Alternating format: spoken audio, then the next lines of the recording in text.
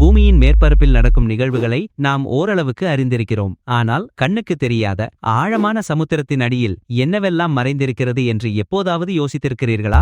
சூரிய ஒளி கூட நுழைய முடியாத அந்த இருண்ட ஆழத்தில் மனிதகுலத்தின் மிகப்பெரிய ரகசியங்கள் புதைந்திருக்க கூடுமா? சமீப காலமாக இணையத்தில் ஒரு பரபரப்பான கேள்வி உலா வருகிறது. அது என்னவென்றால், சீனாவுக்கு கடலுக்கு அடியில் ஒரு ரகசிய ராணுவ அமைப்பு இருக்கிறதா என்பதுதான். இந்த செய்தி வெறும் வதந்தியா அல்லது இதில் ஏதேனும் உண்மை இருக்கிறதா? இந்த கேள்வி ஆழ்கடல் ஆராய்ச்சி மற்றும் தொழில்நுட்பத்தின் அதிவேக முன்னேற்றங்கள், அத்துடன் உலக சக்திகளின் புவிசார் அரசியல் அபிலாஷைகள் ஆகியவற்றுடன் நெருங்கிய தொடர்புடையது. மனித குலத்தின் ஆழ்கடல் மீதான ஆர்வம் பல நூற்றாண்டுகளுக்கு முந்தையது என்றாலும் குறிப்பிடத்தக்க ஆய்வு முயற்சிகள் 20ஆம் நூற்றாண்டின் முற்பகுதியில்தான் தொடங்கின. 1930களில் வில்லியம் பீஃப் மற்றும் ஓட்டிஸ் பார்டன் ஆகியோர் வாத்திஸ்பியர் மூலம் பெர்முடாவின் கடற்பரப்பில் 900 மீட்டர் ஆழம் வரை சென்று சாதனை படைத்தனர். இது மனிதர்கள் ஆழ்கடலில் பாதுகாப்பாக செல்ல முடியும் என்பதை நிரூபித்தது. 1960களில் அமெரிக்க கடற்படையின் லெப்டினன்ட் டான் வால்ஷ் மற்றும் சுவிஸ் விஞ்ஞானி ஜாக் பிகார்ட் ஆகியோர் ட்ரிஸ்டே என்ற பாத்திஸ்காஃப் மூலம் மரியானா அகழியின் சேலஞ்சர் டீப் பகுதியை அடைந்து சுமார் 10,911 மீட்டர் ஆழத்தில் தரையிறங்கினர். இது மனிதர்களின் ஆழ்கடல் ஆய்வு வரலாற்றில் ஒரு மைல்கல். 1970களில் ஆழ்கடல் ஆய்வு கப்பலான அல்வின் போன்ற மனிதர்கள் பயணிக்கும் நீர்மூழ்கி கப்பல்களும் ரிமோட் கண்ட்ரோல் மூலம் இயங்கும் மற்றும் தன்னாட்சி நீர்மூழ்கி வாகனங்களும் உருவாகின. இவை ஆழ்கடல் சுற்றுச்சூழல், புவியியல் மற்றும் உயிரியல் ஆய்வுகளில் புரட்சியை ஏற்படுத்தின. 21ஆம் நூற்றாண்டில் சீனா போன்ற நாடுகள் ஆழ்கடல் தொழில்நுட்பத்தில் விரைவான முன்னேற்றங்களை செய்துள்ளன. சீனாவின் ஜியாலோங் நீர்மூழ்கி கப்பல் 2012இல் 7062 மீட்டர் ஆழத்தை எட்டியது. அதைத் தொடர்ந்து ஃபெண்டோசே என்ற மனிதர்கள் பயணிக்கும் நீர்மூழ்கி கப்பல் 2020இல் மரியானா அகழியில் 10,909 மீட்டர் ஆழம் வரை சென்று சாதனை படைத்தது. இந்த சாதனைகள் ஆழ்கடல் கட்டுமானத்திற்கான சாத்தியக்கூறுகளை கணிசமாக அதிகரித்துள்ளன. ஆழ்கடலில் ஒரு தளத்தை உருவாக்குவது என்பது கற்பனைக்கு அப்பாற்பட்ட ஒரு பணி போல தோன்றலாம். ஆனால் ஆழ்கடல் ஆராய்ச்சி மற்றும் தொழில்நுட்பத்தில் ஏற்பட்டுள்ள முன்னேற்றங்கள் இத்தகைய திட்டங்களின் சாத்தியக்கூறுகளை அதிகரித்துள்ளன. இது ஒரு மிக சவாலான பொறியியல் சாதனை. கடலுக்கு அடியில் ஒவ்வொரு 10 மீட்டருக்கும் ஒரு வளிமண்டல அழுத்தம் அதிகரிக்கிறது. ஆயிரக்கணக்கான அடி ஆழத்தில் அழுத்தம் ஒரு சதுர அங்குலத்திற்கு பல 1000 பவுண்டுகளாக இருக்கும். டைட்டானியம் கலவைகள், உயர் வலிமை கொண்ட எஃகு மற்றும் மேம்பட்ட கலவை பொருட்கள் போன்ற அழுத்தத்தை தாங்கும் திறன் கொண்ட கட்டுமான பொருட்களை பயன்படுத்துதல். கோள அல்லது உருளை வடிவ கட்டமைப்புகள் அழுத்தத்தை சீராக விநியோகிக்க உதவுகின்றன. நீண்ட காலத்திற்கு மனிதர்கள் வாழக்கூடிய சூழலை உருவாக்குவது அவசியம். அதற்கு ஆக்சிஜனை மறுசுழற்சி செய்வது, கார்பன் டை ஆக்சைடை நீக்குவது, தண்ணீரை சுத்திகரிப்பது மற்றும் வெப்பநிலையை கட்டுப்படுத்துவது ஆகியவை இதில் அடங்கும். மேம்பட்ட காற்று சுத்திகரிப்பு மற்றும் கழிவு மேலாண்மை அமைப்புகள் அவசியமானவை. ஆழ்கடல் தளங்களுக்கு தொடர்ச்சியான மற்றும் நம்பகமான ஆற்றல் தேவை. அதற்கு சிறிய மாடுலர் அணு உலைகள் ஆழ்கடலில் நீண்ட காலத்திற்கு ஆற்றலை வழங்க முடியும். சில இடங்களில் புவி வெப்ப நீரூற்றாற்றல் பயன்படுத்தப்படலாம். மேம்பட்ட பேட்டரி அமைப்புகள் மற்றும் கடலுக்கு அடியிலுள்ள மின் கேபிள்கள் மூலம் ஆற்றலை மேற்பரப்பில் இருந்து கொண்டு வருவதும் சாத்தியமாகும். ஆயிரக்கணக்கான அடி ஆழத்தில் கட்டுமான பொருட்களை கொண்டு செல்வதும் அசம்பிள் செய்வதும் மிகப்பெரிய சவால். தன்னாட்சி மற்றும் ரிமோட் கண்ட்ரோல் மூலம் இயங்கும் வாகனங்கள் கட்டுமான பணிகளை மேற்கொள்ளலாம். கடலுக்கு அடியில் உள்ள தளங்கள் பெரும்பாலும் மேற்பரப்பில் தயாரிக்கப்பட்டு பின்னர் ஆழ்கடலில் அசம்பிள் செய்யப்படும் மாடுலர் கட்டமைப்புகளாக இருக்கலாம். அதிநவீன சென்சார்கள் மற்றும் ரோபோட்டிக் கைகள் துல்லியமான கட்டுமானத்திற்கு உதவும். இவ்வளவு பெரிய சிக்கலான ஒரு கட்டுமானத்தை ஆயிரக்கணக்கான அடி ஆழத்தில் உலக நாடுகளின் கண்களில் படாமல் ரகசியமாக எப்படி கட்ட முடியும் என்பது ஒரு முக்கியமான கேள்வி.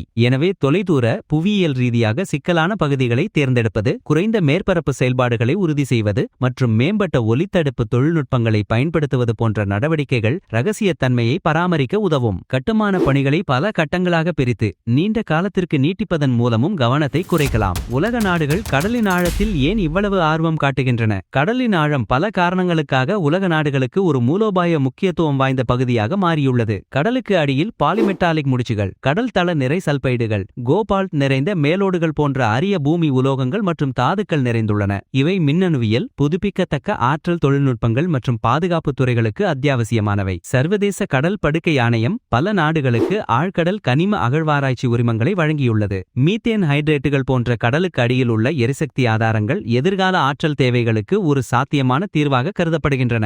ஆழ்கடல் மீன்வளம் மற்றும் கடல்சார் உயிரியல் வளங்கள் உணவு பாதுகாப்பு மற்றும் உயிரி தொழில்நுட்ப ஆராய்ச்சியில் முக்கியத்துவம் வாய்ந்தவை. கடலுக்கு அடியில் செயல்படும் மையங்கள் நீர்மூழ்கி கப்பல்களுக்கான மறைவிடங்களாக, எரிபொருள் நிரப்பும் நிலையங்களாக, பராமரிப்பு தளங்களாக அல்லது ஓய்வு மற்றும் மறுசீரமைப்பு மையங்களாக செயல்பட முடியும். இது நீர்மூழ்கி கப்பல்களின் செயல்பாட்டு வரம்பையும் மறைமுகத்தன்மையையும் அதிகரிக்கும். ஆழ்கடல் தளங்கள் எதிரிகளின் கப்பல் போக்குவரத்து, நீர்மூழ்கி கப்பல் நடமாட்டம் மற்றும் தகவல் தொடர்பு கேபிள்களை கண்காணிக்கும் மேம்பட்ட சென்சார் கடல்சார் அமைப்புகளாக செயல்படலாம். அவை பாதுகாப்பான மற்றும் இடையூறு செய்ய முடியாத தகவல் தொடர்பு மையங்களாகவும் செயல்பட முடியும். கடலுக்கு அடியில் உள்ள தளங்கள் எதிரி நாடுகளின் கடற்படை நடவடிக்கைகளை தடுக்க அல்லது எதிர்கால மோதல்களில் ஒரு மூலோபாய நன்மையை வழங்கக்கூடிய தளங்களாக செயல்படலாம். எதிரிகளின் கண்களுக்கு தெரியாமல் இயங்கக்கூடிய இந்த அமைப்புகள் ஒரு நாட்டின் பாதுகாப்பு உத்திகளில் பெரும் தாக்கத்தை ஏற்படுத்தலாம். குறிப்பாக சீனா போன்ற ஒரு பெரிய சக்தி தனது கடல்சார் ஆதிக்கத்தை நிலைநிறுத்த இதுபோன்ற திட்டங்களில் ஆர்வம் காட்டுவது இயல்பானது. தென் சீன கடல் போன்ற மூலோபாய முக்கியத்துவம் வாய்ந்த பகுதிகளில் தனது இருப்பை வலுப்படுத்தவும் கடல்சார் வர்த்தக பாதைகளை பாதுகாக்கவும் அல்லது கட்டுப்படுத்தவும் இது உதவக்கூடும். சீனா தனது நீல பொருளாதாரத்தை மேம்படுத்துவதிலும் கடல்சார் ஆராய்ச்சியில் உலகத் தலைவராக உருவெடுப்பதிலும் தீவிரமாக முதலீடு செய்து வருகிறது.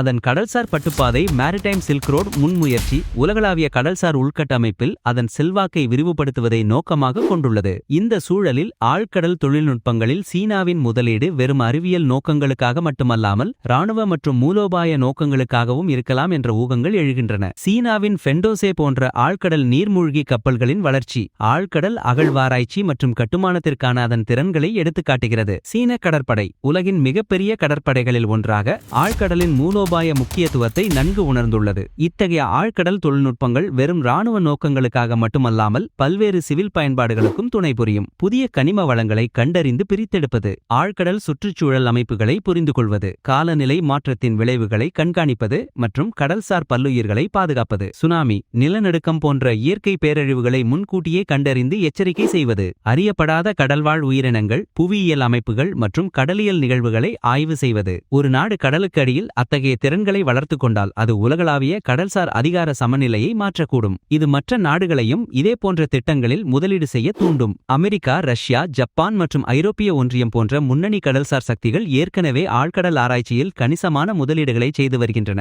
இந்த போட்டி ஆழ்கடல் தொழில்நுட்பத்தின் விரைவான வளர்ச்சிக்கு வழிவகுக்கும். வரும் காலங்களில் கடலின் ஆழம் மனிதகுலத்தின் அடுத்த எல்லையாக மாறும் என்பதில் சந்தேகமில்லை. விண்வெளி பயணம் போலவே ஆழ்கடல் பயணமும் ஆராய்ச்சியும் புதிய கண்டுபிடிப்புகளுக்கும் வாய்ப்புகளுக்கும் வழிவகுக்கும். கடலுக்கு அடியில் வாழும் உயிரினங்கள், அறியப்படாத கனிமங்கள் மற்றும் புதிய ஆற்றல் ஆதாரங்கள் என பல மர்மங்கள் அங்கே காத்திருக்கின்றன. சீனா போன்ற நாடுகள் இந்த துறையில் முதலீடு செய்வது எதிர்கால உலக சக்திகளின் போட்டியில் ஒரு முக்கிய அங்கமாக பார்க்கப்படுகிறது. எனவே கடலுக்கு அடியில் சீனாவின் ரகசிய அமைப்பு பற்றிய வதந்திகள் உண்மையோ இல்லையோ, ஆழ்கடலின் முக்கியத்துவத்தையும் அதன் மீதான உலக நாடுகளின் பார்வையையும் இது நமக்கு உணர்த்துகிறது.